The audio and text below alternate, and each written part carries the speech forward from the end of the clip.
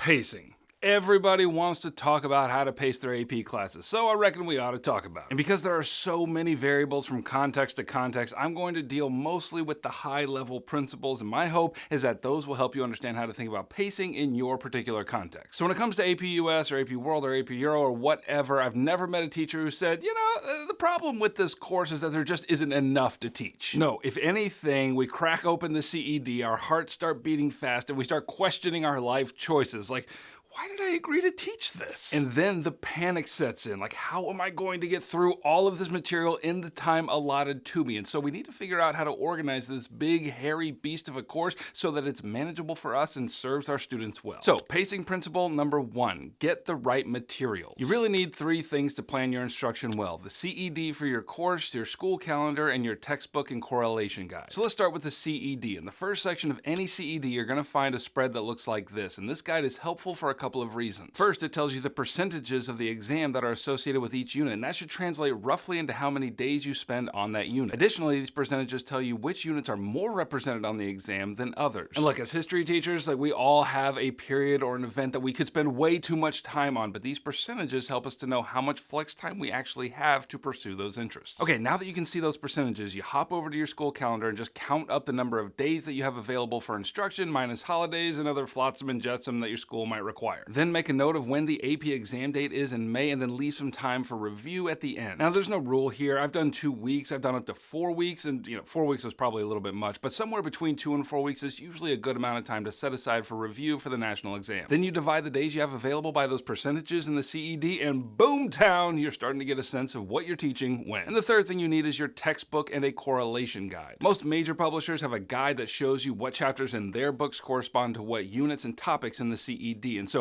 once you have that, you can begin assigning readings and making sure that you're moving at the right pace. Okay, now, it is very important to realize that different teachers approach pacing in vastly different ways, and none of the various ways are moral imperatives. You just have to use what works for you. For example, I know teachers who plan out their entire year before the school year even starts, and I don't just mean like they have a general sense of where they're going and then they fill in the details as they go. No, these teachers know in August that in March they're going to be running a Harkness discussion on this topic, and that correlates with that learning objective, and how anyone does that is an absolute puzzle to me. And look, my guess is nobody who plans like that is actually watching this video, because clearly you do not need my help. If you can do it that way, I am both impressed and intimidated. I am not one of you. I'm a member of the group who has a general sense of where we're going, like 2 weeks for unit 1, test on this date, etc. And then I fill in the details as I go. And so either way is perfectly acceptable. It just depends on how your brain works. Okay, pacing principle number 2. Students are responsible for the content. You are responsible for teaching skills. One of the biggest headaches we have while planning out our year is trying to figure out how in the world we're going to get through all this content and get it into our students' brains. And here's where I tell you,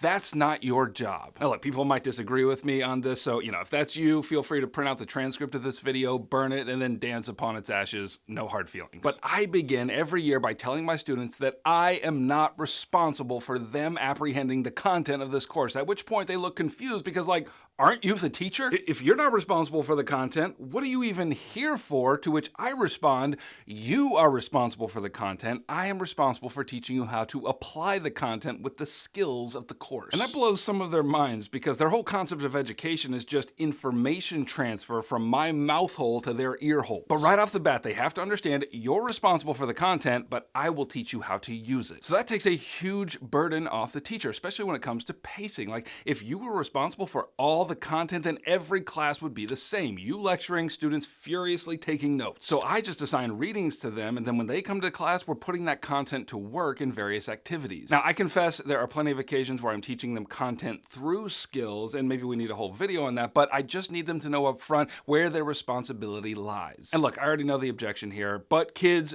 don't read. To which I respond, yeah, I know. A few of them will, but many of them won't. So I tell them, look, you are responsible for the content. If you don't want to read it, then get it some other way, go watch a video or whatever. Would I rather them read? Well, yeah, of course I would, but yeah, I'm also a realist. In fact, a teacher I know assigns several different ways for the students to get the content, read these pages or watch this video or listen to this podcast or whatever. And she's collected these resources over a long time, so you may not have ideas on where to find all that, and that's okay. But just take the pressure off yourself to be the purveyor of the content. In my humble opinion, that is not your job. And if you take that to heart, it'll really help you in planning out your year. Homework is for content, class is for skills. Of course, the boundaries are blurry there, but as a principle, I think it's a good one. Pacing principle number 3, introduce writing early. In the AP history courses, the students are going to be responsible for 3 kinds of writing: the short answer question, the long essay question, and the document-based question. There's no rule about which order to introduce these, but whichever order you introduce them, make sure you do it early, like within the first month or 2 of class. These skills take a lot of time and practice for students to learn, and they always need more practice, so the earlier you introduce them, the better. Now, I used to start with the DBQ on the 2nd week of class on the reasoning that it's the most difficult of all the writing, and so they need the whole school year to get acquainted with it. But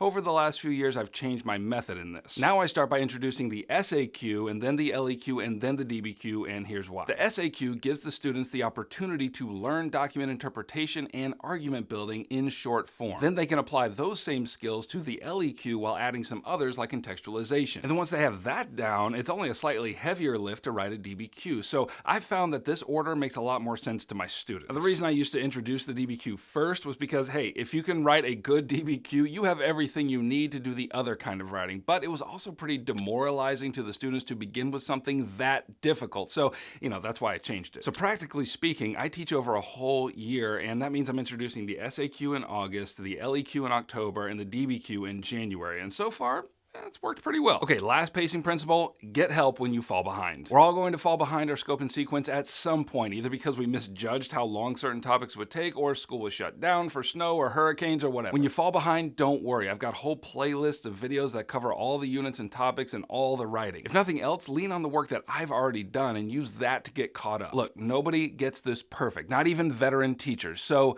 be at peace and get the help you need when you need it. Okay, thanks for watching. If you want more videos like this one, then subscribing is the way that you let me know that. Your clicky habits on YouTube has led their algorithm to believe that you'd like this video right here. And so if there's anything else that I can do to help you, please let me know. Heimler out.